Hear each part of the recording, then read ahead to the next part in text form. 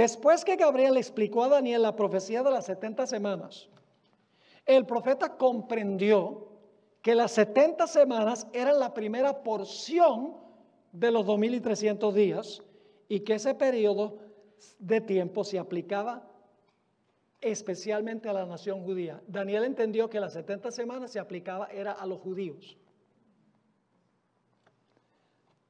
También comprendió que el maré, que es lo que tiene que ver con los 2300 días y el juicio, iba a durar 2300 años y que no guardaba ninguna relación con la profecía de los 70 años de cautiverio de Israel en Babilonia. Porque el capítulo 9 dice que comienza con Daniel estudiando la profecía de los 70 años de cautiverio. Y entonces Daniel empieza a orar y dice, ay Señor, por favor, y dice, por favor, hemos pecado muchísimo. Por favor, no demores el cumplimiento de la profecía de los 70 años. Cuando terminen los 70 años, que se dé el decreto para que podamos regresar. Pero entonces ahora Daniel recuerda y dice, pero es que se me dio una visión que decía hasta 2300 años y el santuario va a ser restablecido, purificado. Entonces Daniel está confundido, dice, bueno, eran 70 años de cautiverio y ahora parece que porque somos tan pecadores, entonces Dios ahora va a extender los 70 años por 2300 años. Y por lo tanto, cuando se le explican las 70 semanas, ahora Daniel dice, ahora yo entiendo que las 70 semanas se aplican a mi pueblo. Y que son la primera parte de los 2300 días. Y en el capítulo 10 y el versículo 1, Daniel dice, entendí el maré. ¿Está quedando claro? Ahora, Dios respondió a la penitencia de Daniel enviando a Gabriel para explicarle lo que aún no estaba claro en la mente de Daniel.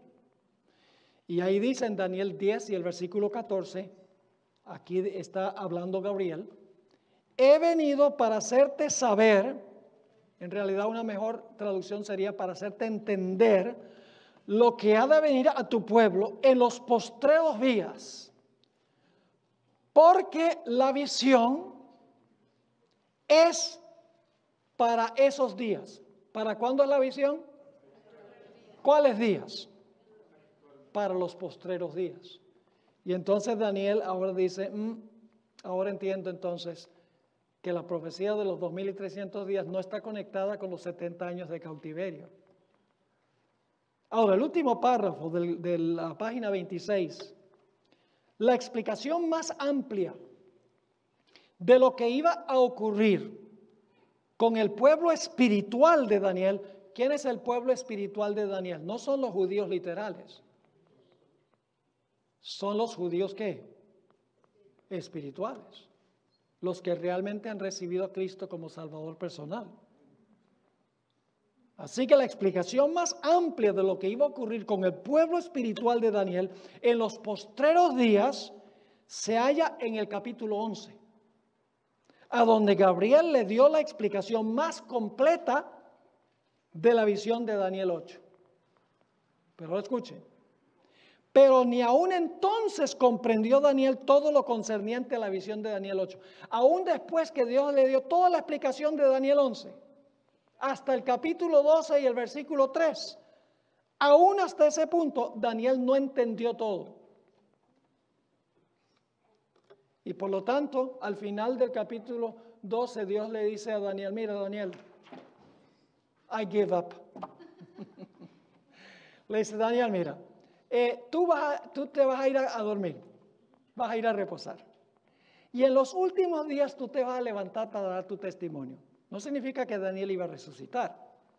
Significa que Daniel, a través de su libro, cuando se le quitara el sello, ahora él, a través de su libro, iba a explicar las cosas que no eran claras para Daniel. ¿Me están siguiendo lo que estoy diciendo? Ahora, ¿a dónde creen ustedes que está la explicación mayor de el librito de Daniel, el capítulo 12 y el versículo 4? ¿A dónde encontraríamos la explicación de cuando se le quita el sello y ahora la gente va a entender que el juicio va a transpirar en 3 etapas? ¿A dónde se va a entender eso? En el libro de Apocalipsis, el capítulo 10. Lo que estamos estudiando ahora, usted dice, bueno, pastor, usted dijo que íbamos a estudiar Apocalipsis 10 y no estamos sino en Daniel. Porque no podemos saber en cuanto a la apertura del libro, a menos que sepamos primero que fue sellado y qué es lo que contiene el libro.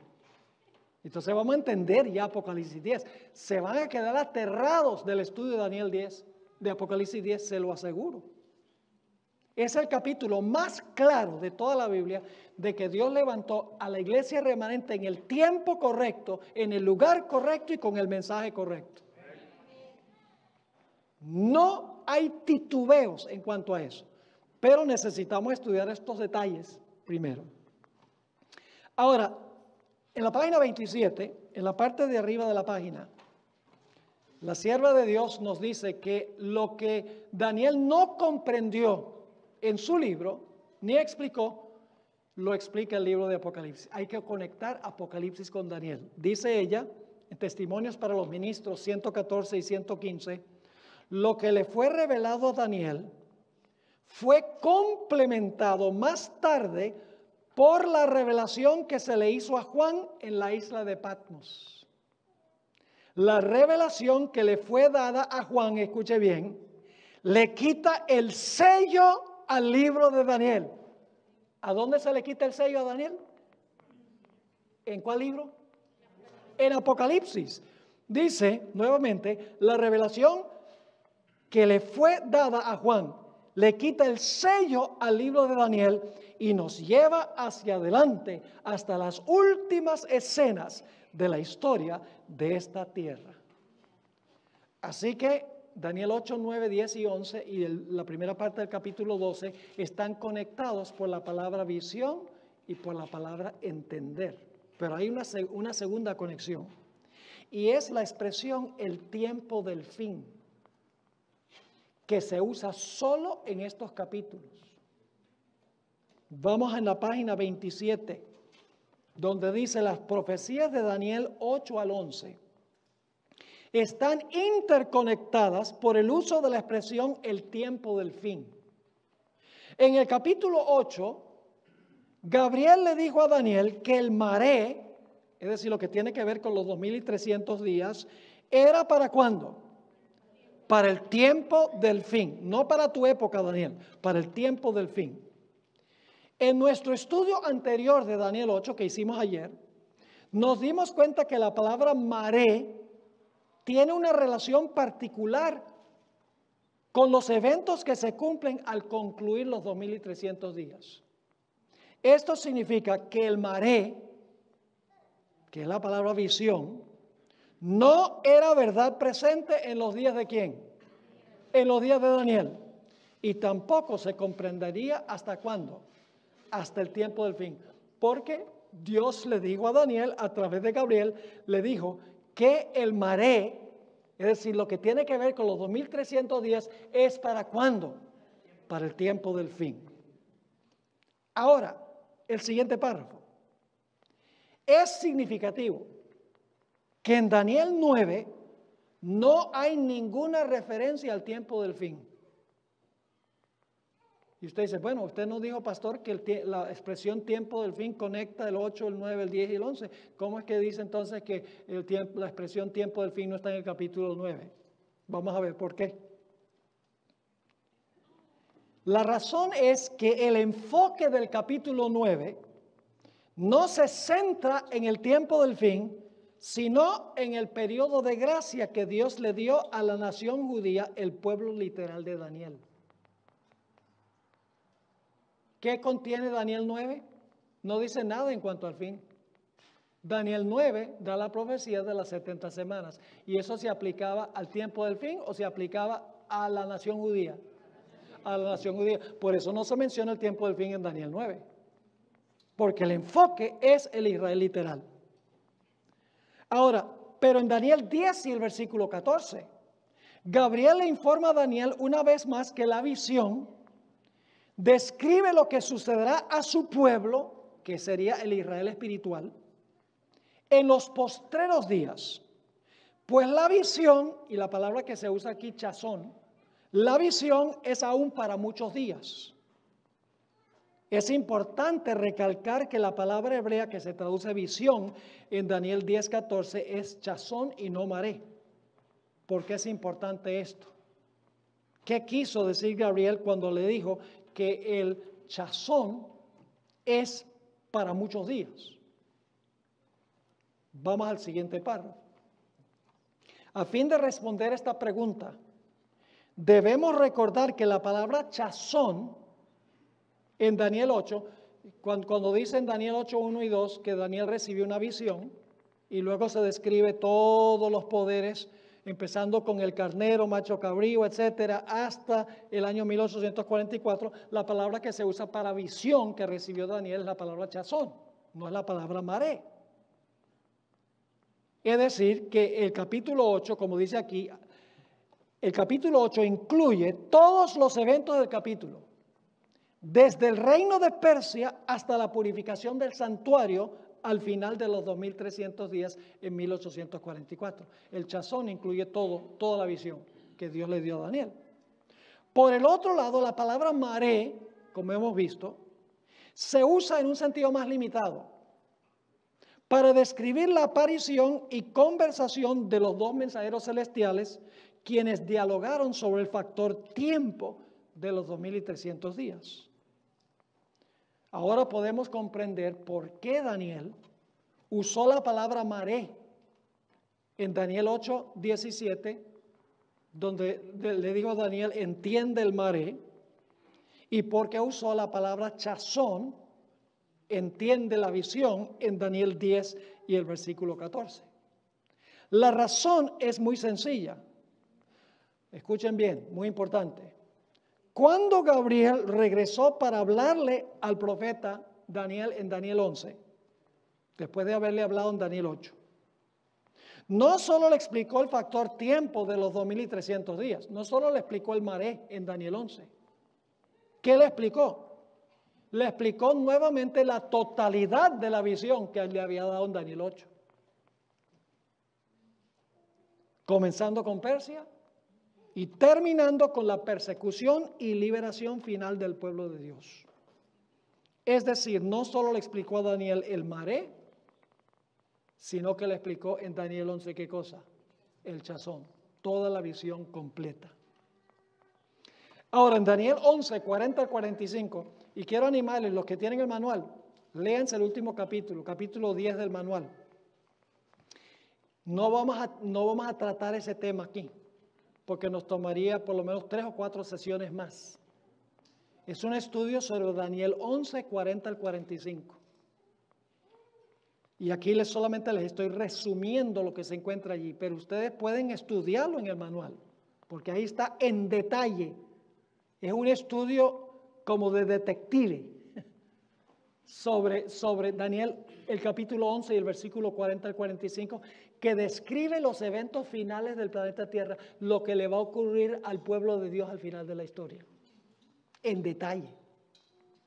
Y compagino ahí a la hermana White, muestro cómo la hermana White sigue el exacto proceso, la exacta secuencia que tiene la Biblia. Es extraordinario.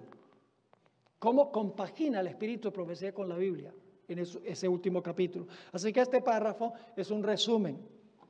En Daniel 11, 40 al 45, hallamos una clara descripción de los eventos que ocurrirán al pueblo de Dios, al pueblo de Daniel, en el tiempo del fin. Según el versículo 40 de Daniel 11, el rey del sur, que era Egipto, literalmente, pero Egipto se destaca por ser un poder ateo, ¿verdad que sí? ¿Quién es Jehová? Yo no conozco a Jehová y no dejaré ir a su pueblo. Así que dice, el rey del sur, un poder ateo, se levantaría contra el rey del norte en el tiempo del fin. El rey del norte en la Biblia es Babilonia, literalmente. Yo pregunto, al final de la historia, ¿va a haber una Babilonia espiritual? Es el papado. Babilonia espiritual. Así que dice que en el tiempo del fin, 1798, el rey del sur, un poder ateo, se iba a acornear, se iba a atacar al rey del norte, la Babilonia espiritual, al papado, y le iba a dar una herida mortal. Eso sucedió en 1798 cuando Francia se proclamó atea y le quitó el poder civil al papado, le dio la herida mortal al papado. El rey del sur se acorneó contra el rey del norte. Pero según los versículos, este es el último párrafo, los versículos 40, la segunda parte, al versículo 45, el rey del norte, el papado, Babilonia, va a recuperar su poder, porque la Biblia dice que su herida mortal fue sanada. ¿Y cuántos se maravillaron en pos de este sistema? Dice, todo el mundo se maravilló en pos de este sistema. Y ustedes pueden leer ahí en esos versículos cómo cuando se les sana la herida se va a lanzar para tratar de exterminar al pueblo de Dios. Dice que sale para exterminar y matar a muchos. Y cuando el pueblo de Dios está en jaque y en peligro, nada de esto lo reveló Dios en Daniel 8, porque Daniel se enfermó. Todo esto tiene que ver con el tiempo del fin.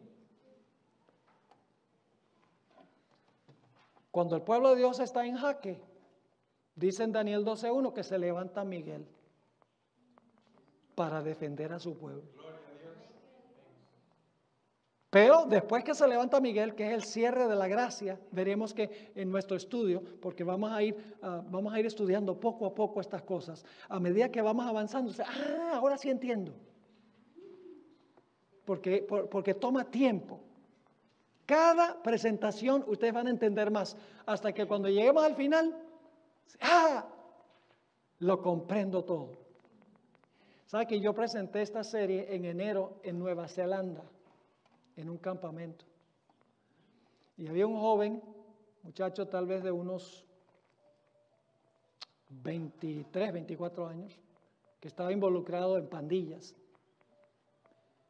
¿Usan la palabra pandilla? Ya, en gangas. Y la hermana fueron a esa actividad. Y él por muchos años se le había presentado el mensaje, la esposa era adventista, y no había decidido, a pesar de que conocía todo el mensaje adventista, no había decidido. Y aunque este campestre no era con el propósito de bautizar gente, porque yo asumí que todos eran adventistas, porque es un campestre. Después que hice esta serie de presentaciones, cuando terminé, este joven vino y me dijo, pastor, no cabe duda que la iglesia adventista es la iglesia remanente. Yo me he estado resistiendo por muchos años. Dice, yo me quiero bautizar. Y no se había programado un bautismo. Y la hermana dijo, yo también. Y fuimos a un río. Le podemos mostrar el video. Tal vez puedo preguntarle al hijo si lo tiene aquí. Él y la hermana se bautizaron y llegaron a ser miembros de la iglesia adventista. Después de ver toda la serie, dice, no cabe duda que esta es la iglesia remanente que Dios estableció para este tiempo. Así que lo que vamos a estudiar tiene poder. Tengan paciencia. Si no entienden todos los detalles ahorita mismo, ya con el transcurso del tiempo, a medida que vamos edificando el argumento, ustedes van a ir entendiendo mucho más. Así que el pueblo de Dios se levanta Miguel, se cierra la puerta de la gracia, el juicio ha terminado, el reino de Cristo está completo, el Padre le ha dado el reino porque ya se ha demostrado quiénes son súbditos de su reino. Y entonces el pueblo de Dios pasa por un terrible tiempo de angustia. Daniel 12 y el versículo 1. Pero al final del tiempo de angustia, el pueblo de Dios es libertado. Todo el que está escrito en el libro. Y luego dice que resucita una resurrección especial. Muchos de los que duermen en el polvo de la tierra serán levantados. Y luego en el versículo 3 dice, los fieles brillarán como las estrellas a perpetua eternidad. ¿Ve? Entonces, nada de esto se le reveló a Daniel y por eso Daniel está orando pidiendo más información. Ahora, quiero leerles esta cita que encontramos en un libro, The Battle for the Kingship of the World. Esto fue escrito por Louis Weir, yo traduje la cita. Aquí Louis Weir conecta Daniel 9 con Daniel 10 y Daniel 11. Escuchen cuidadosamente lo que él dice. En Daniel 9, Dios le explicó al profeta la profecía de los 2300 días, hasta el derrocamiento del pueblo escogido de Dios y la destrucción de Jerusalén. Pero al profeta no se le explicó el tiempo restante de los 2300 días y los eventos finales de la historia de la tierra. Solo en Daniel 9 se le habló de las 70 semanas, lo que iba a pasar con el pueblo judío. No se le reveló nada más allá. Ahora sigue diciendo, por eso Daniel oró pidiendo más luz sobre estos asuntos. Y Gabriel vino para explicarle la razón por la cual se había demorado en venir. Ve, Daniel está orando por 3 semanas. Está diciendo, por favor, dame más luz. Quiero entender lo que no se explicó en Daniel 8. Quiero más información. Y ora por 3 semanas y no se aparece nadie para explicarle. Pero ahora entonces, después de 3 semanas, fíjense lo que sucede. Dice, mas el príncipe del reino de Persia se me opuso durante 21 días. ¿Cuántas semanas son 21 días? 3 semanas. Y aquí está hablando Gabriel. ¿Qué sucedió? A Gabriel se le estaba oponiendo durante esas 3 semanas, ¿quién? El príncipe de Persia. No olviden eso. Por eso se demoró, porque estaba en una pelea. No pude venirte a explicarte el asunto, lo que iba a pasar después de las 70 semanas, porque el problema es que estaba en una lucha. Mientras tú orabas 3 semanas, yo estaba peleando con el príncipe de Persia 3 semanas. Sigue diciendo, mas el príncipe del reino de Persia se me opuso durante 21 días. Pero he aquí Miguel, uno de los principales príncipes, vino para ayudarme.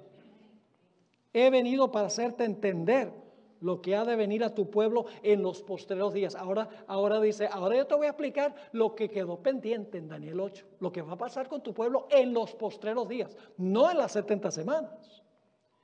Porque la visión es para esos días, para esos postreros días. Y luego dice, ahora tengo que volver para pelear contra el príncipe de Persia.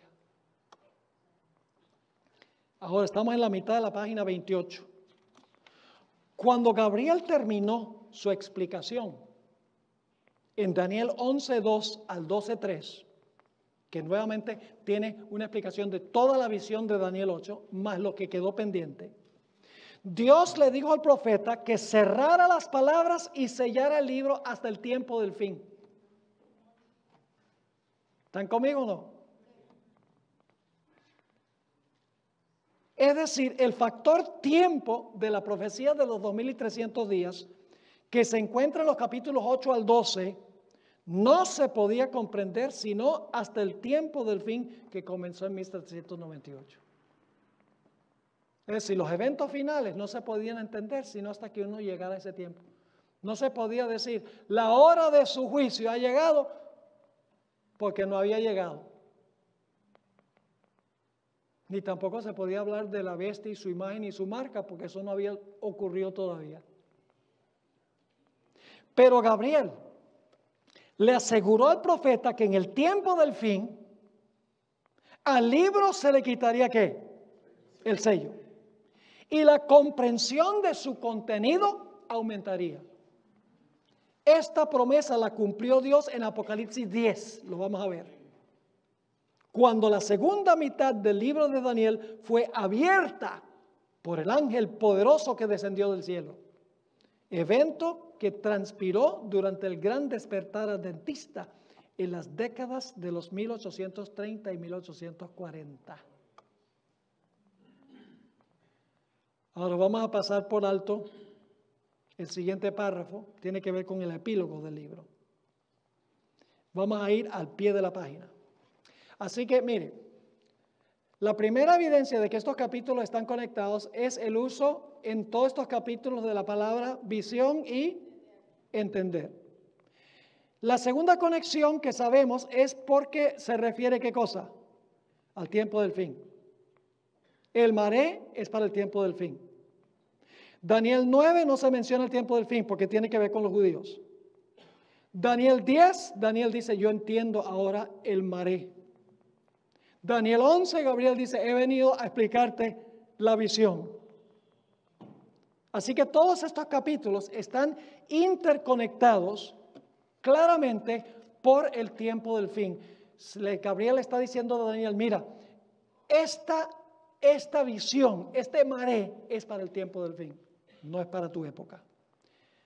La última evidencia de la conexión entre estos capítulos está en el hecho de que todos estos capítulos están conectados por Gabriel, por el ángel Gabriel. Esto es al pie de la página 28. Hay otro hecho que vincula las profecías de Daniel 8 al 11. Y es la función que desempeña el ángel Gabriel. Debería ser en vez de Miguel, allí debería ser Gabriel. En el capítulo 8 se le instruyó a Gabriel que le explicara la visión a Daniel. ¿Saben por qué Daniel está orando también? Porque los judíos ya regresaron el año anterior y empezaron a construir, y ahora hay toda clase de oposición contra el proyecto de construcción. ¿Me están entendiendo? Siguiente párrafo lo explica. Durante el reinado de Cambises, uno de los reyes de Persia, la oposición se hizo tan intensa que los judíos por un tiempo tuvieron que suspender la construcción. En el reinado de Darío Histaspes, que se conoce también como Darío I o Darío el Persa, durante su reinado, los gobernadores de la tierra vinieron a los constructores y les preguntaron quién les había dado permiso para reconstruir. Eso ustedes lo encuentran ahí en Esdras 5, versículos 2 al 4. Y por lo tanto los gobernadores que estaban opuestos al proyecto le enviaron una carta al rey Darío pidiéndole que averiguara si en las crónicas de los reyes de Media y de Persia había algún decreto que autorizaba este proyecto de construcción. Eso se encuentra en Esdras 5, 7 al 17. Esdras 6, 1 al 3 dice que el rey Darío buscó en los archivos de Medo-Persia para ver si se había dado algún decreto dándoles permiso para construir el templo. Y cuando examinó los archivos descubrió que Ciro había dado el decreto en el año 536. Y por lo tanto ahora Darío renueva el decreto que había dado Ciro para que nuevamente comenzara los judíos a reconstruir lo que habían dejado sin construir por la oposición. Y así fue que en solo 5 años, entre el año 520 y el año 515, se terminó de construir el templo. Ahora el último párrafo dice: es en el contexto de esta oposición que debemos comprender el ayuno, la aflicción y la oración de Daniel en el capítulo 10. Daniel sabía muy bien que el templo tenía que reconstruirse para que la profecía de las 70 semanas y los 2300 días se pudiera cumplir. Tenía que restablecerse Israel en su tierra y construir el templo para que pudiera venir el Mesías. ¿Cómo no? ¿Satanás sabía eso? Claro que lo sabía. No obstante, las circunstancias históricas parecían indicar que el templo no sería construido a tiempo. Y por eso Daniel abrió su corazón en oración a Dios, rogándole que cumpliera su promesa. ¿Están entendiendo cuál es la aflicción de Daniel?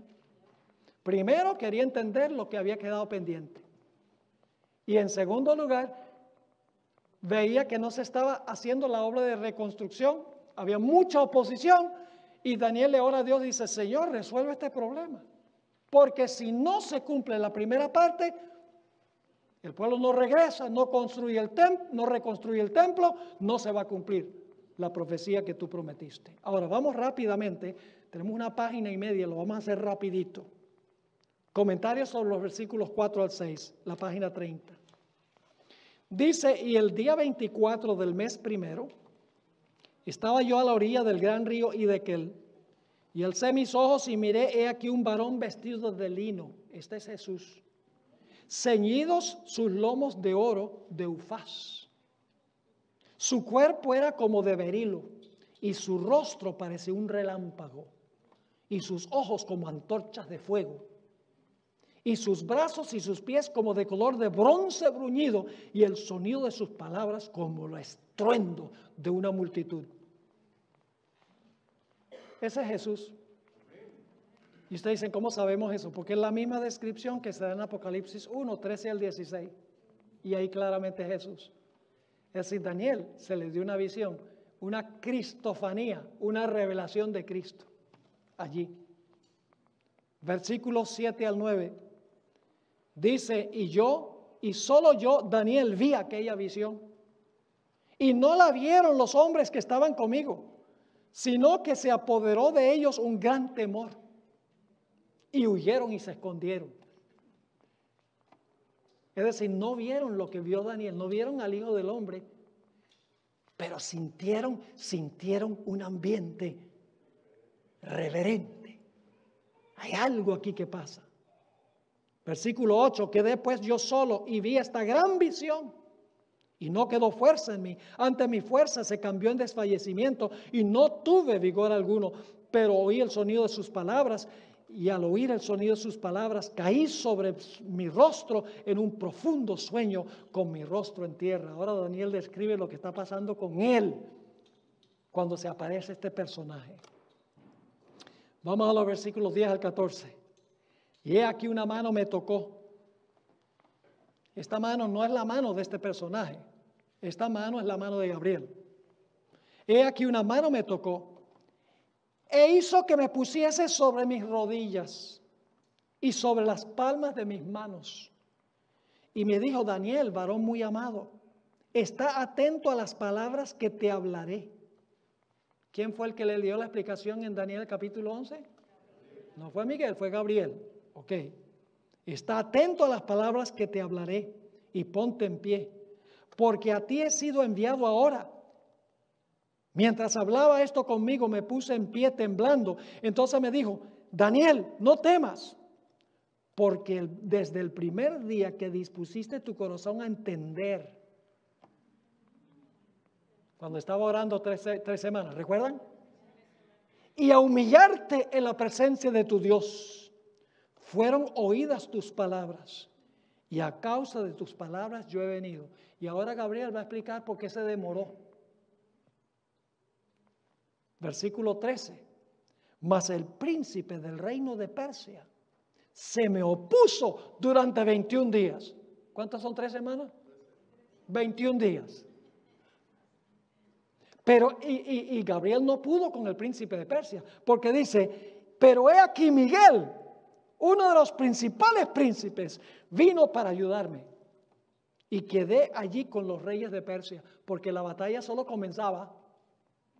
Tenía todavía que batallar con los reyes de Persia, y no solo con ellos, sino tenía después con los reyes de Grecia. Lo vamos a ver. Así que dice, pero he aquí Miguel, uno de los principales príncipes, vino para ayudarme y quedé allí con los reyes de Persia. He venido para hacerte saber. Ahora fíjense, ahora Gabriel va a decir, yo te expliqué en Daniel capítulo 8, empezando con Persia y terminando en 1844, dice, pero ahora yo regresé y voy a comenzar a donde comencé en Daniel 8, con Persia, pero ahora te voy a explicar lo que va a pasar en los últimos días. Así que dice, he venido para hacerte saber lo que ha de venir a tu pueblo en los postreros días, porque la visión es para esos días. ¿Vamos bien? Siguiente página, 2 párrafos y terminamos esta primera sesión. Ojalá que no se me vayan, un poquito tarde, pero no se me vayan. Que ahora lo que viene es mejor todavía. Como ya hemos visto en el libro de Esdras, que es la página 31, los samaritanos se opusieron con ahínco a la reconstrucción del templo, aún hasta el punto de quejarse a los reyes de Persia. Por eso, durante los reinados de Cambises, que vino después de Ciro, y Darío I, que vino después de Cambises, la obra de reconstrucción se suspendió por un tiempo. Ahora escuchen esto, aquí está la clave. Si el libro de Esdras fuera nuestra única fuente de información en cuanto a esta experiencia, podríamos concluir que la oposición se debía meramente a factores humanos. Pero Daniel 10 corre el telón y nos da un vistazo del conflicto que ocurría en el mundo invisible. Aquí vemos que los eventos que transcurren en el escenario visible de la historia son el resultado del conflicto entre poderes que batallan en una esfera cósmica que no podemos ver. El versículo 13 describe esta batalla entre el príncipe de Persia y Gabriel, una batalla tan intensa que el arcángel Miguel tuvo que presentarse para ayudar a Gabriel. Y dice, mas el príncipe del reino de Persia se me opuso durante 21 días. Pero he aquí Miguel, uno de los principales príncipes, vino para ayudarme y quedé allí con los reyes de Persia. ¿Le quedó claro lo que estudiamos? Ahora falta la segunda mitad, pero queremos tomar un receso. Los camarógrafos ya deben tener el cuello cansado. Y ustedes también de sentarse tanto tiempo. ¿Qué les parece si tomamos unos 5 minutos? ¿Será posible tomar unos 5 minutos literales, no proféticos? Y entonces regresamos para la siguiente sesión. De la batalla a la victoria. Bienvenidos al conflicto de los siglos, o gran conflicto, según las palabras de Daniel al comenzar el capítulo 10 de su libro.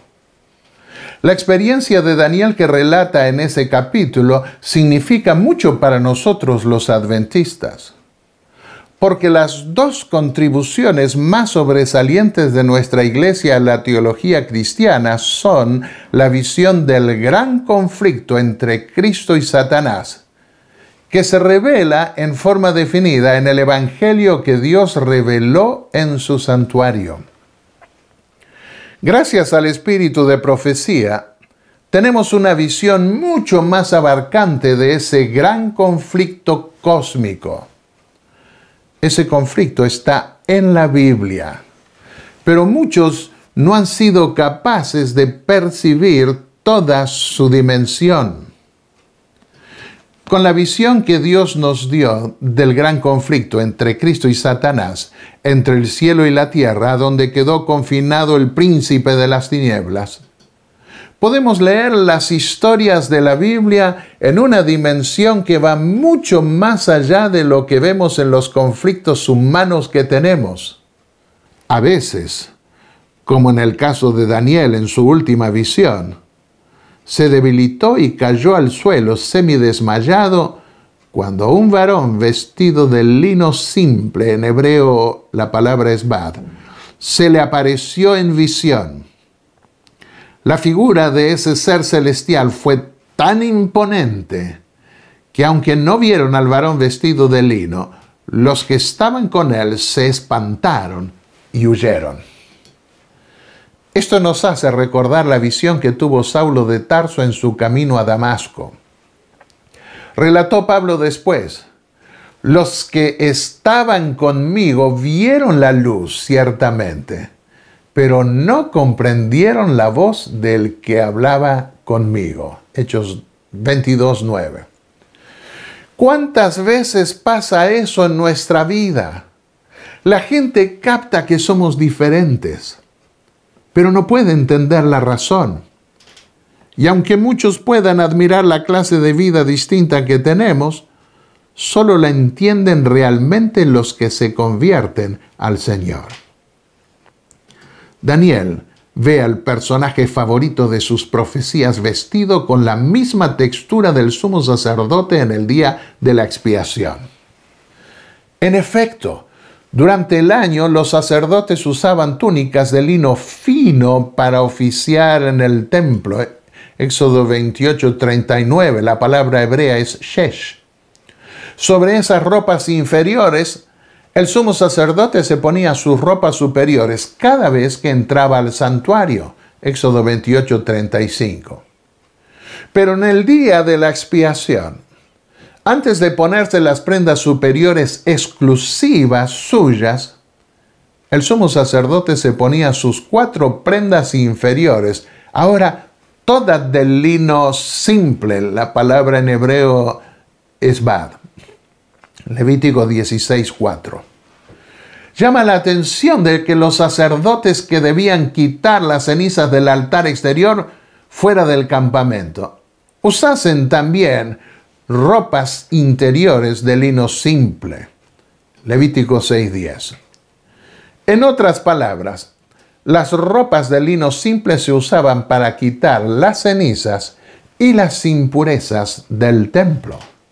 Podemos ver Levítico 16, versículos 23 al 24.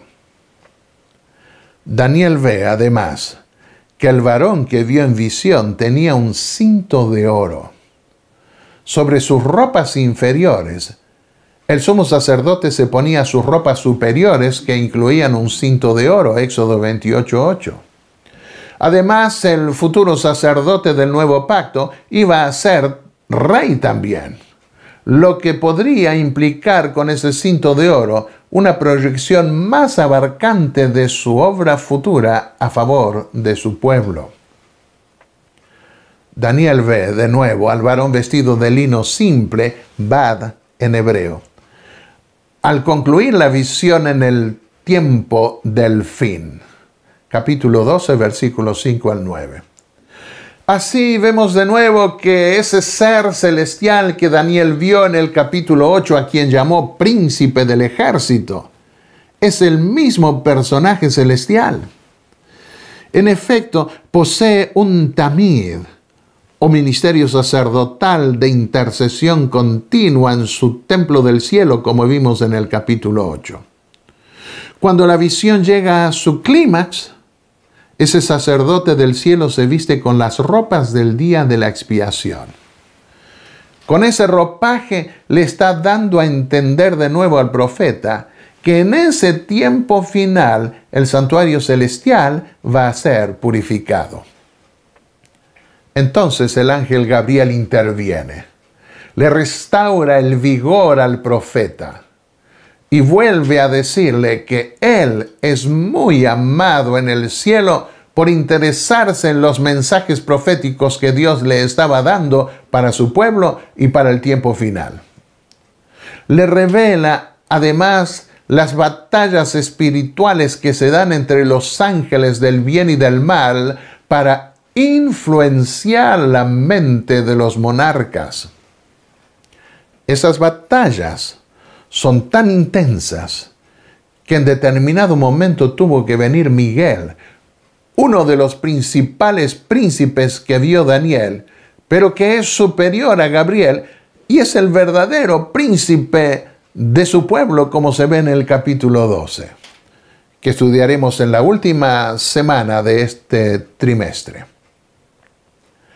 Mientras Satanás estaba procurando influir en las más altas potestades del reino de Medo-Persia para que mirasen con desagrado al pueblo de Dios, había ángeles que obraban en favor de los desterrados. Todo el cielo estaba interesado en la controversia. Por intermedio del profeta Daniel se nos permite vislumbrar algo de esta lucha poderosa entre las fuerzas del bien y las del mal. Durante 3 semanas Gabriel luchó con las potestades de las tinieblas, procurando contrarrestar las influencias que obraban sobre el ánimo de Ciro. Y antes que terminara la contienda, Cristo mismo acudió en auxilio de Gabriel. Este declara: el príncipe del reino de Persia se puso contra mí 21 días.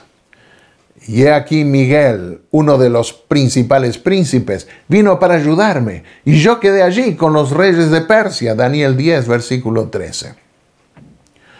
Todo lo que podía hacer el cielo en favor de Dios, del pueblo de Dios, fue hecho. Se obtuvo finalmente la victoria. Las fuerzas del enemigo fueron mantenidas en jaque mientras gobernaron Ciro y su hijo Cambises, quien reinó unos 7 años y medio. Leamos otras declaraciones del espíritu de profecía en relación con las luchas entre los ángeles buenos y los ángeles malos en su esfuerzo por influenciar las mentes humanas. Es terrible la lucha que se produce entre las fuerzas del bien y del mal en los centros importantes donde los mensajeros de la verdad están llamados a trabajar. No tenemos lucha contra sangre y carne, declara Pablo, sino contra principados, contra potestades, contra señores del mundo, gobernadores de estas tinieblas, Efesios 6:12. Hasta el fin habrá un conflicto entre la iglesia de Dios y los que están bajo el dominio de los ángeles malos. Otra declaración. Hay una lucha entre las fuerzas del bien y del mal. Entre los ángeles leales y los desleales, Cristo y Satanás no están en armonía y nunca lo estarán. En cada época, la iglesia verdadera de Dios debió emprender una guerra decidida contra las agencias satánicas. Hasta que el conflicto no termine, la lucha continuará entre los ángeles malos y la gente malvada por un lado y los ángeles y verdaderos creyentes por el otro. En las huestes del mal hay desavenencia y discordia, pero todos se alían con firmeza en su lucha contra el cielo. Su único objetivo es desacreditar a Dios y su gran número los lleva a acariciar la esperanza de que serán capaces de destronar al Omnipotente. Debiéramos recordar siempre que las agencias invisibles están en actividad, tanto las malas como las buenas, para apoderarse del control de la mente. Actúan invisiblemente, pero con un poder eficaz. Los ángeles buenos son espíritus ministradores que ejercen una influencia celestial sobre el corazón y la mente, mientras que el gran adversario de las almas, el diablo y sus ángeles, están continuamente trabajando para lograr nuestra destrucción. Los buenos ángeles, sigue diciendo el espíritu de profecía, son espíritus ministradores que ejercen una influencia celestial sobre el corazón y la mente, mientras que el gran adversario de las almas, el diablo y sus ángeles, están continuamente trabajando para lograr nuestra ruina, nuestra destrucción. No durmamos, porque todo el que duerme en un campo de batalla se encontrará con los perdidos. En su última lucha desesperada, los ángeles malos reúnen al mundo para la última batalla, el Armagedón. En ese contexto el Señor nos dice en el Apocalipsis: miren que vengo como ladrón. Bienaventurado el que vela y guarda sus ropas, no sea que ande desnudo y vean su vergüenza. Apocalipsis 16:15. Que así sea. Amén. Hola, querido. La última visión en el libro de Daniel tiene 3 secciones. El prólogo en el capítulo 10, versículo 2. La visión propiamente dicha en Daniel 11, 2 hasta el 12, 4. Y el epílogo en Daniel 12, 5 al 13, que concluye no solo el capítulo, sino todo el libro también. En esta visión dada unos 2 años después del retorno de los judíos de Babilonia, Dios levantó el velo de la historia y le mostró a Daniel algunos de los escenarios que estaban detrás del conflicto que se libraba entre las fuerzas del bien y del mal. En Apocalipsis 12, 7 al 9, encontramos un cuadro similar. Miguel y sus ángeles luchando contra Satanás, el dragón y sus ángeles. Sin embargo, el resultado final jamás queda en duda. Miguel, es decir, Cristo, vence a Satanás y libera a su pueblo. Durante los disturbios de Ruanda en 1994, Podidas, aquel joven tutsi que ya mencioné en una lección anterior, huyó de los milicianos hutus. En la principal encrucijada de caminos en Kigali, una banda de hombres lo identificó como tutsi y le ordenó echarse junto al cadáver de un hombre que acababan de matar. Él se negó y comenzó a orar: Señor, ha llegado el tiempo en que muestres tu protección. Muéstrales que yo soy tu siervo y que tú eres mi Dios. Cuando uno de los milicianos vino con un machete levantado para matarlo, Podídas, con los ojos bien abiertos, oró: Señor, deténlo en el nombre de Jesús. Amén. En el momento en que Podídas habló esto, el miliciano, que ahora estaba a 1 metro de él, dio media vuelta y regresó al lugar de donde había venido. El hombre parecía confuso. Otros 2 milicianos trataron de matarlo, pero cada vez un poder invisible los detuvo. Podídas supo que Dios había enviado un ángel para protegerlo. Poco tiempo después, más tarde, la milicia le permitió milagrosamente continuar su camino. Bueno, en Daniel 2 o 11:2, Gabriel dice al profeta: y ahora yo te mostraré la verdad. He aquí que aún habrá 3 reyes en Persia, y el cuarto se hará de grandes riquezas. En el tiempo de la visión, Ciro era el monarca reinante. Los siguientes 4 reyes fueron Cambiasis, Gaumata y el falso Esmerdis, Darío I y Jerjes. Este último fue el que se casó con Esther. Cuando los griegos derrotaron su ejército en Platea, el año 479 a.C., los persas abandonaron la idea de conquistar Grecia. 150 años más tarde, los griegos, bajo Alejandro, conquistaron Persia. Después de la muerte de Alejandro, 4 de sus generales dividieron el imperio entre ellos.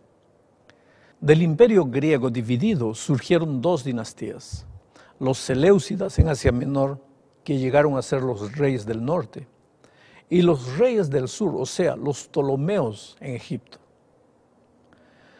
Los reyes mencionados en Daniel 11, 5 al 6, permanecieron en el poder hasta que los romanos tomaron los territorios en los siglos I y II a.C. En este capítulo se menciona a la abominación asoladora. El término hebreo shikus, que quiere decir abominación, es un término común del Antiguo Testamento que describe un ídolo, una deidad. Tales abominaciones idolátricas que se establecieron en el templo de Jerusalén en tiempos del Antiguo Testamento, se dice que lo contaminaban o lo manchaban. La palabra shamen, una forma de la cual se traduce como desolación, más literalmente algo que hace desolar, se usa para referirse a la devastación causada por un ejército invasor, una escena que crea una sensación de horror en una persona que lo contempla. El término transgresión, en la expresión paralela a la prevaricación desoladora de Daniel 8:13, se usa para referirse a actos de apostasía y rebelión contra Dios. La frase abominación desoladora, que se halla en Mateo 24:15, deriva del libro de Daniel, donde la frase o variante de ella aparece 3 veces, es decir, en Daniel 9:27, 11:31 y 12:11. En la traducción griega del Antiguo Testamento, la Septuaginta, los 3 pasajes son casi palabra por palabra iguales. Sin embargo, Jesús en Mateo 24:15 se refiere a Daniel 9:27, porque solo allí está en un contexto que habla de la destrucción de la ciudad de Jerusalén. Los romanos destruyeron Jerusalén en el año 70 después de Cristo. Quemaron el templo y en el año 130 después de Cristo construyeron allí un templo a Júpiter en lugar del templo a Dios. Martín Lutero identificó la abominación asoladora de Daniel 11 con el papado y sus doctrinas y prácticas. En vista del paralelismo entre Daniel 8:11, en el cual, como vimos, el cuerno pequeño quita el continuo sacrificio, y Daniel 11:31, el cual, de nuevo, el continuo es quitado, pero además se establece la abominación asoladora, parece lógico concluir que el poder que quita el continuo sacrificio es el mismo que establece la abominación asoladora. De aquí es que, como Lutero y muchos otros comentaristas protestantes, creemos que el papado y sus enseñanzas constituyen el cumplimiento de estas profecías en la historia. La última visión en el libro de Daniel contiene la profecía de los eventos futuros más detallada en todo el Antiguo Testamento. Hacemos bien en recordar, por lo tanto, que las grandes profecías de Daniel se dan de acuerdo al principio de repetición y expansión. Repetición y expansión. Ellas comienzan o en los días de Babilonia, Daniel 7, 2 y 7, o en los días de Medo-Persa, Daniel 8 y 12, pero todas ellas culminan con el establecimiento del reino de Dios. ¿Te das cuenta? El mismo proceso. Las profecías de Daniel 2, 7 y 8 tratan de los mismos poderes. El capítulo 7 expande Daniel 2 y Daniel 8 expande Daniel 7. Podemos esperar, por lo tanto, que la visión de Daniel 10 al 12 ensanche el bosquejo de Daniel 8. Quiere decir, la profecía de Daniel 9 es parte de la explicación de la visión de Daniel 8. La introducción del capítulo 10 registra que los eventos descritos tuvieron lugar en el tercer año del rey Ciro. Su tercer año como rey de Babilonia sería el 535 a.C. Daniel había estado lamentándose y ayunando durante 3 semanas. El texto no da la razón para ello, aunque el versículo 14 podemos inferir que el futuro de su pueblo debe haber sido lo que tanto le preocupaba. Al final de las 3 semanas de ayuno, Daniel en el río Tigris recibió una visión que le reveló el conflicto entre las fuerzas espirituales del universo. Daniel 10, probablemente más que cualquier otro pasaje de la Escritura, expone las potencias invisibles que gobiernan a las naciones. Leemos en la Escritura que los seres espirituales llevan a cabo los propósitos de Dios en el mundo físico, en el mundo moral, así como en el mundo político. En este capítulo, sin embargo, no solo aprendemos que Israel tenía un Dios maravilloso para protegerlo como nación y cuidar sus intereses, sino también que las naciones que se oponían a Israel tenían sus príncipes que eran antagonistas de aquellos que velaban por Israel.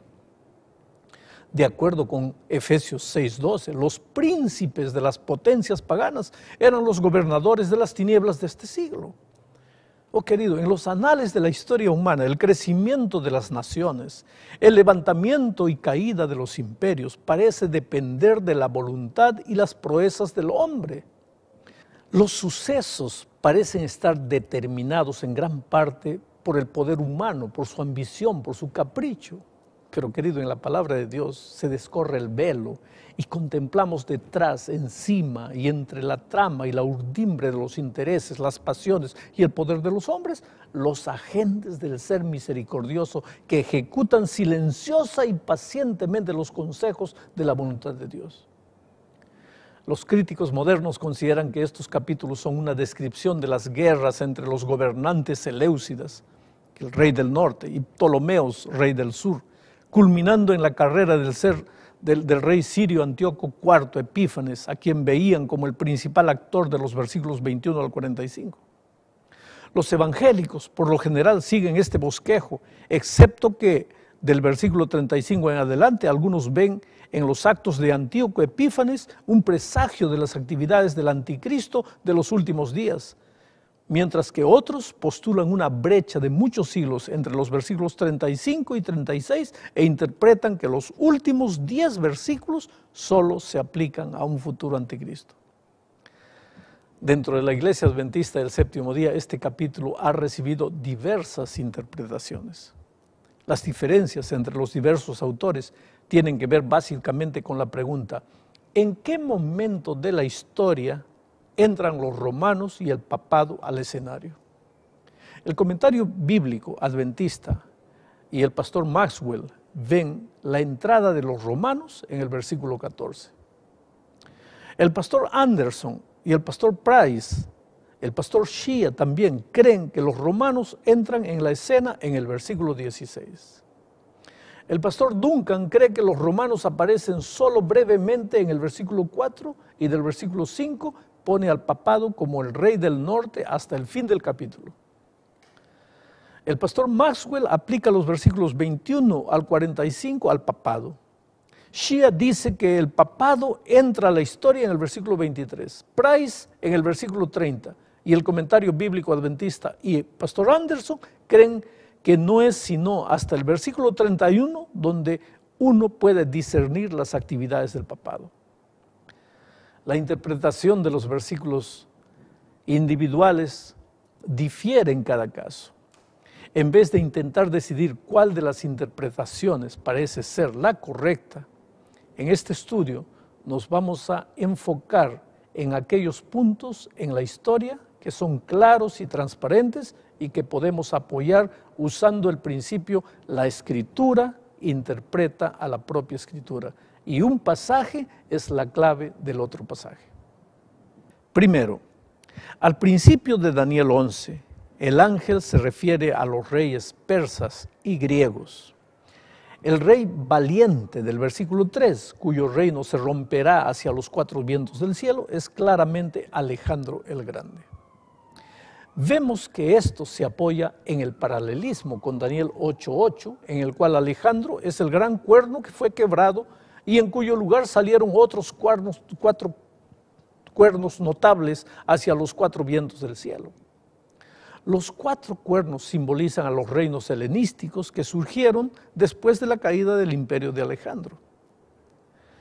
El siguiente evento claramente identificable es la muerte del Mesías en el versículo 22. La palabra para príncipe en este versículo es Magid.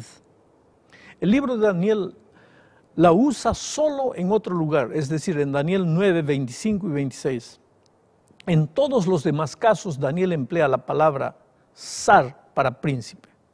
Sobre bases puramente lingüísticas, por tanto, el príncipe del pacto en Daniel 11, 22 es el mismo Mesías príncipe, quien confirmará el pacto a muchos.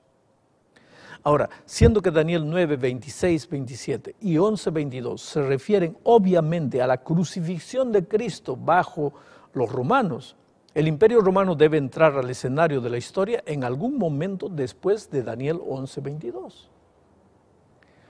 El tercer evento que podemos interpretar por el método de comparar escritura con escritura es el acto pronunciado: y quitarán el continuo y pondrán la abominación asoladora, en Daniel 11, 31. Quitar el continuo es exactamente la misma expresión que se usa en Daniel 8, 11, la cual vimos que se refería al acto de quitar el ministerio intercesor de Cristo en el santuario celestial a través del sacerdocio papal, y la abominación asoladora representa el vasto sistema de creencias y prácticas que durante más de 1000 años condujo al pueblo lejos del ministerio sacerdotal de Jesús. De este modo, el papado aparece en este capítulo, o en el versículo 31, o poco antes. El cuarto asunto que nos da un marcador cronológico en la historia es la expresión tiempo del fin del versículo 40. La frase tiempo del fin aparece solo en el libro de Daniel. Una en la visión de Daniel 8, versículo 17, y 4 veces en conexión con la última visión de Daniel. Las visiones de Daniel 8 y 11 llegan hasta el tiempo del fin, en el cual, de acuerdo con Daniel 12:2, tiene lugar una resurrección. Daniel 12:4 indica que justo antes del fin de la historia, la gente estudiará las visiones de Daniel del mismo modo que el profeta estudió la profecía de los 70 años. Y en el epílogo del libro de Daniel, que está en el capítulo 12, 5 al 13, el ángel le dice al profeta que cierre las palabras y selle el libro hasta el tiempo del fin. Luego, el conocimiento de las visiones se incrementaría y la gente comprendería su significado. Por medio de la historia sabemos que en el siglo XIX, después del fin de los 1260 años de Daniel 7:25, el conocimiento de las profecías de Daniel aumentó dramáticamente. Los días proféticos de Daniel habían sido comprendidos como años calendarios solo por 7 escritores en el siglo XVI y solo por 12 en el siglo XVIII, pero fueron correctamente comprendidos por 21 de los 22 que escribieron acerca de esto en el siglo XVIII. Y por más de 100 de los 109 que escribieron acerca de este tema de Daniel, entre 1800 y 1850, dice Ernest Martyr. Oh querido, es razonable por tanto concluir que el tiempo del fin comenzó con la caída del papado en 1798. Por tanto, debemos buscar los eventos de Daniel 11:40 en adelante en el tiempo que media entre la caída del papado en 1798 y la resurrección en el tiempo del fin. El quinto punto que podemos comprender fácilmente es la resurrección al final de la visión.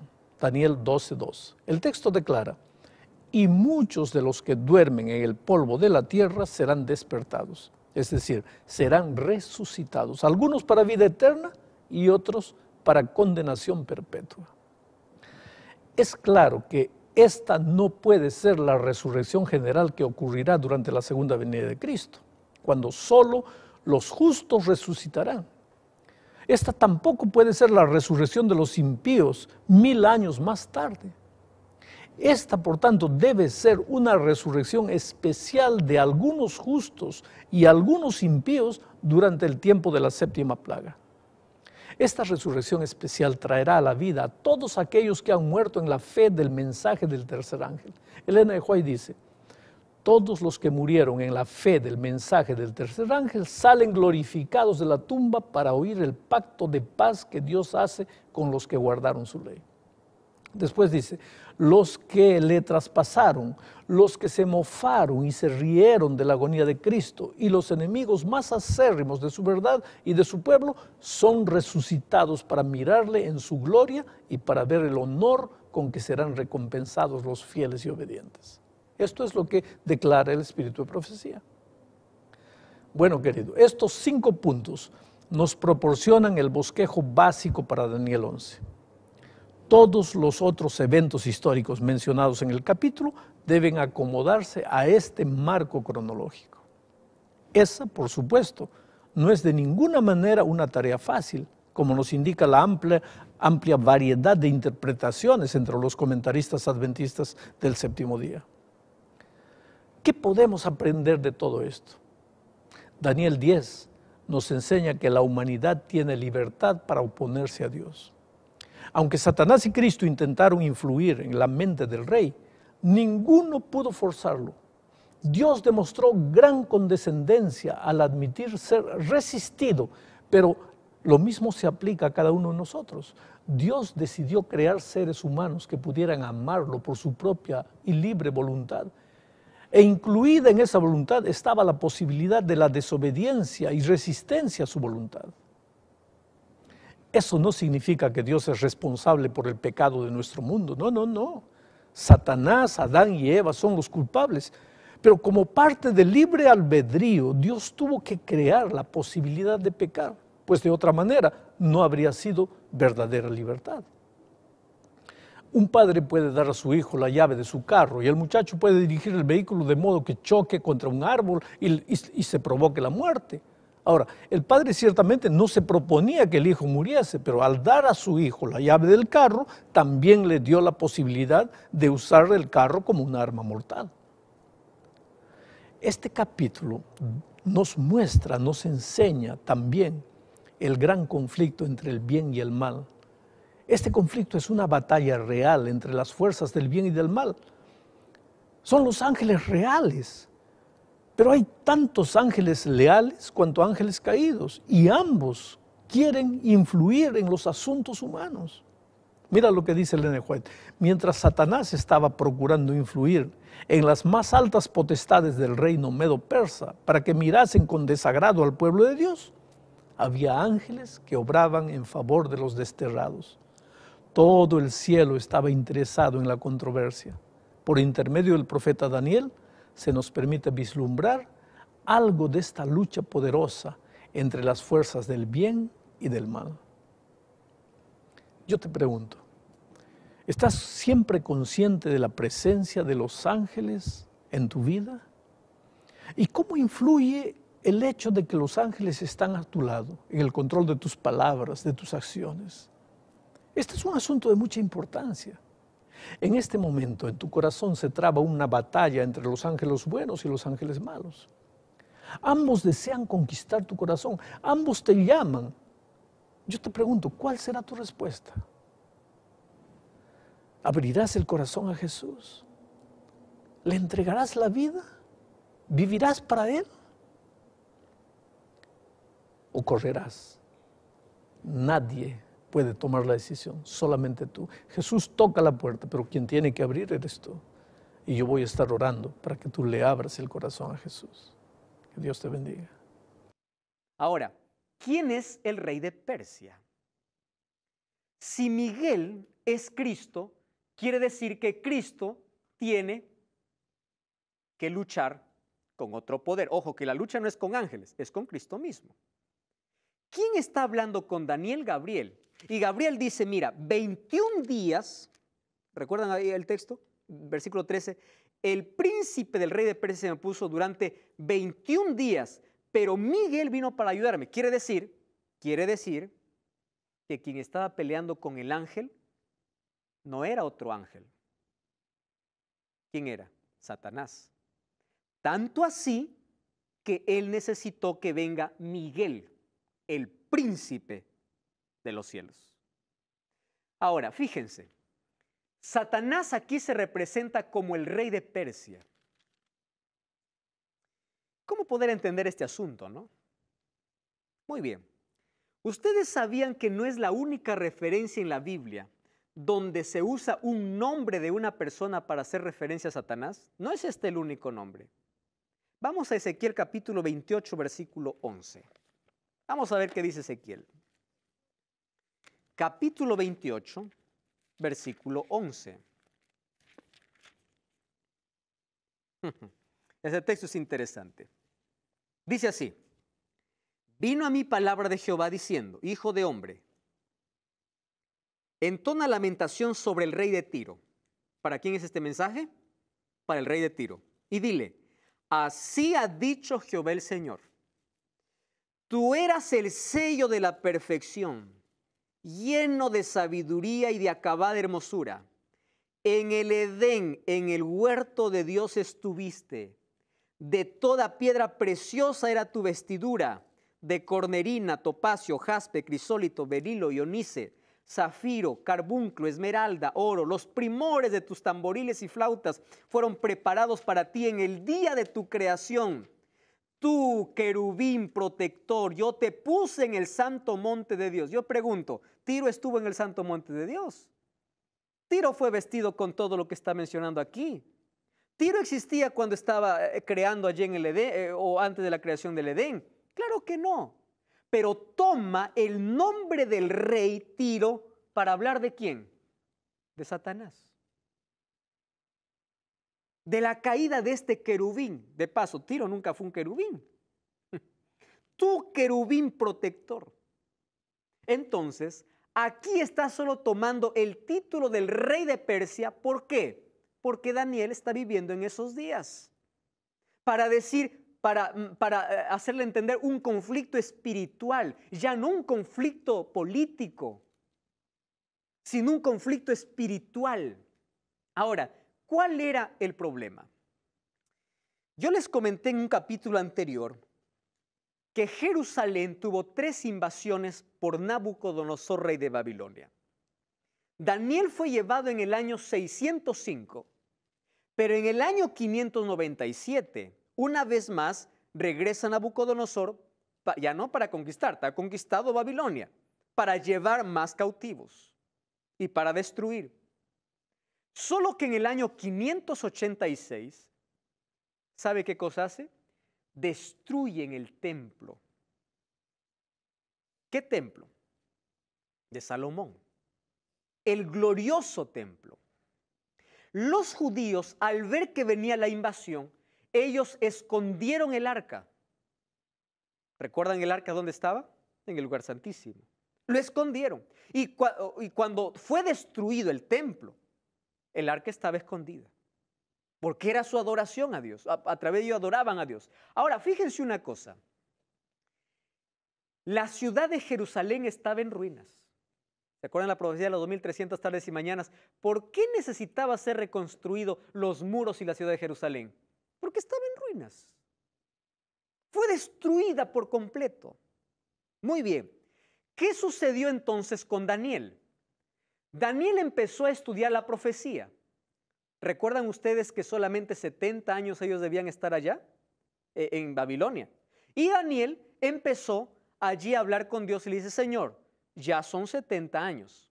Muy bien. Mientras Babilonia era imperio, la profecía estaba que el pueblo de Israel iba a ser cautivo. Pero ahora ya no estaba Babilonia. ¿Quién estaba? Estaba Ciro.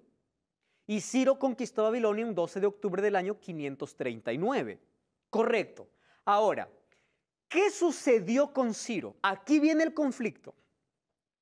Ciro tenía que dar una orden que todos los judíos regresen ¿a dónde? A Jerusalén. Así estaba profetizado y así se cumplió. Quien dio la orden para regresar, ¿quién fue? Fue Ciro. Pero también Ciro debía dar la orden ¿para qué? Para reconstruir a Jerusalén, porque estaba destruida. Y aquí viene la lucha, ese conflicto grande al cual Daniel se refiere. ¿Y saben cuál era el conflicto? Cada vez que quería dar una orden, alguien se lo impedía. Es por eso que demoró. Recuerdan ustedes, después de 3 órdenes de región se reconstruyó el muro de Jerusalén con Artajerjes en el año 457. Ahora, ¿quién impedía esa orden? El diablo. ¿Por qué impedía el diablo esa orden? ¿Porque no quería que regresen? No. Miren, ve. Porque Satanás sabía que si los israelitas regresaban a Jerusalén, ¿qué cosa era lo primero que tenían que hacer? Tenían que reconstruir, ¿qué cosa? Su templo. Porque Jerusalén el templo era la vida de todo judío, era el centro de adoración. Un judío no podía vivir allí sin su templo. Entonces, el miedo de Satanás, y por qué siempre se oponía, era de que cuando se reconstruye el templo de Jerusalén, ¿qué cosa pasaría? Las profecías se cumplirían fielmente y Cristo vendría. Y el diablo quería impedir que Cristo viniese. Entonces, la lucha no es militar, la lucha es en la mente. ¿De quién? De Ciro. En la mente de todos aquellos que querían dar una orden para reconstruir Jerusalén. Y ustedes saben que en Daniel capítulo 9, versículo 23 dice, el muro será edificado en tiempos angustiosos. ¿Qué significa eso? Hubo tanto problema para levantar muros, para reconstruir el templo. Hubo tanto problema. ¿Por qué había problema? Los samaritanos allí se metieron. Cuando dijeron, vamos a ayudarle, los judíos dijeron, no, ustedes no pueden ayudarnos porque son idólatras. Ellos ahora se interpusieron, fueron a mal informar al rey. Es decir, el diablo usaba a todos para no reconstruir el templo. ¿Por qué? Porque sabía que en ese templo que iba a construir, ¿quién iba a estar? Cristo. Entonces, el diablo quería ¿qué cosa? Frustrar los planes de Dios. Ese es el conflicto que se vive en nuestra mente. Ese es el conflicto que nosotros vivimos todos los días. Dios tiene un plan. El plan es de salvación. El diablo se coloca en medio y dice, no, vamos a destruir ese plan. Yo no quiero que se salve o yo no quiero. Pero saben, el diablo siempre ha salido derrotado cada vez que se puso a pelear con Dios. Ayúdenme a recordar aquí. Vamos a Apocalipsis capítulo 12. Apocalipsis capítulo 12. Miren lo que dice este capítulo, es impresionante. Apocalipsis 12. Vamos a ver allí el versículo 4. Dice, su cola arrastró la tercera parte de las estrellas del cielo. Está hablando de la caída de Satanás del cielo. Estrellas aquí son ángeles. Su cola arrastró la tercera parte de las estrellas del cielo y los arrojó sobre la tierra. Y el dragón se paró frente a la mujer que estaba para dar a luz a fin de devorar a su hijo tan pronto como naciera. ¿De quién está hablando? Del nacimiento de Cristo. Entonces, ¿ustedes se acuerdan cuando Cristo murió? ¿Qué orden dio Herodes? Mueran todos los niños de 2 años abajo. ¿La orden era de Herodes? No, era del diablo. Porque el diablo quería matar a Cristo tan pronto como él naciese. Primero quiso impedir la reconstrucción del templo porque sabía que ahí iba a venir Cristo. Y cuando Cristo vino, entonces quiso matarlo cuando nazca. Ahora les pregunto, ¿tuvo su victoria el diablo allí? No. Miren, ahora vamos a seguir el versículo 6. El versículo 5. Ella dio a luz un hijo que va a regir a todas las naciones con vara de hierro. Su hijo fue arrebatado para Dios y para su trono. Está haciendo referencia de Cristo. La mujer huyó al desierto, donde tenía un lugar preparado por Dios para ser sustentada allí por 1260 años. ¿Se acuerdan ustedes a qué representa mujer en la Biblia? En la profecía, iglesia. ¿Cuánto tiempo fue perseguida? Ahí está, 1260 años. Ahora escuchen, escuchen, ¿eh? ¿Cuál era la idea del diablo? La idea del diablo era, si ya no pudo destruir a Cristo, voy a destruir a su pueblo.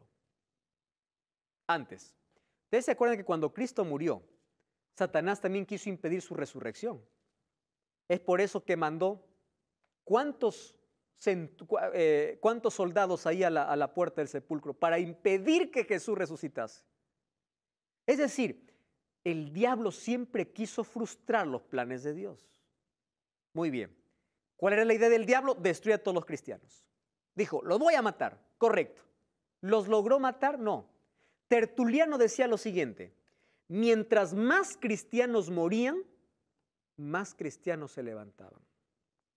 Porque la sangre de ellos era como semilla. El diablo cambió de estrategia y dijo, si yo sigo matando, voy a seguir perdiendo.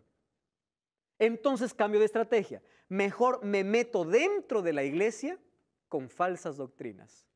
Y allí sí tuvo éxito. Porque hay muchos que creen adorar a Dios cuando están adorando al otro poder. Cambió de estrategia. Ahora piensen conmigo. El diablo fue derrotado aquí. Fue derrotado cuando planificó matar a Jesús.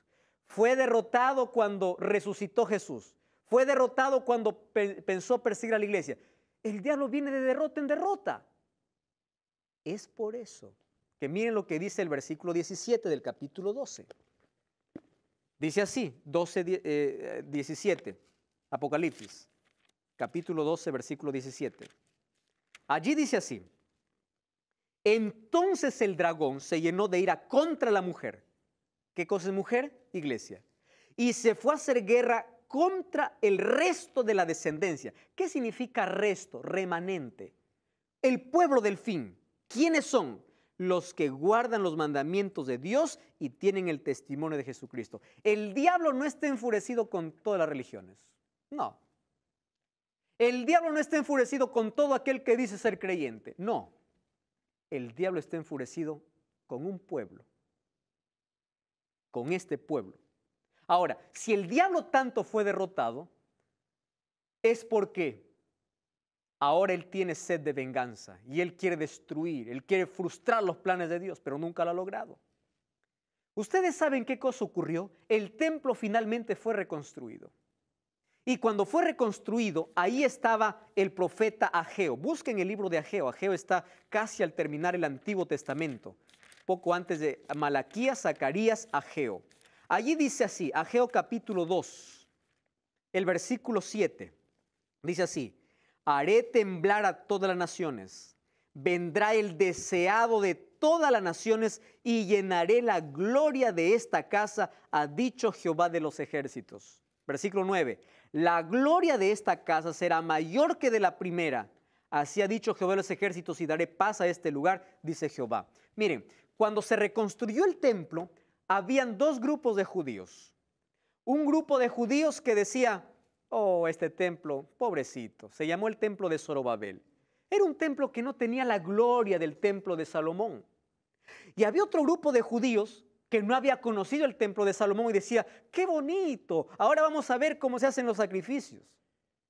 Entonces, aquí se levanta el profeta Ageo para hablar a aquel grupo de descontentos que estaban comparando este templo con el templo de Salomón. Y le dice, espera un momento, dice así Jehová, este templo será mayor que el de Salomón. ¿Por qué? Porque en este templo, ¿quién entrará? El deseado de todas las gentes. ¿Quién era el deseado de todas las naciones? Cristo. Porque la gloria del templo no se encontraría en la infraestructura, sino en quién entraría a ese lugar. Es por eso que el diablo impedía la reconstrucción. La Biblia dice que Jesús vino en el tiempo exacto y por más que el diablo trató de frustrar los planes de Dios, nunca lo logró. Finalmente, en Daniel capítulo 10, versículo 4 al 8, ¿sabe cómo termina ese capítulo? Impresionante. En la fase final de su vida, Daniel vio la presencia de Dios. O vio a Jesús. Dice que allí vio a un hombre vestido de lino, con sus hombros ceñidos de oro, sus ojos como antorchas de fuego, sus pies como de bronce, su voz como estruendo de muchas aguas. ¿A quién vio al final de sus días? A Cristo.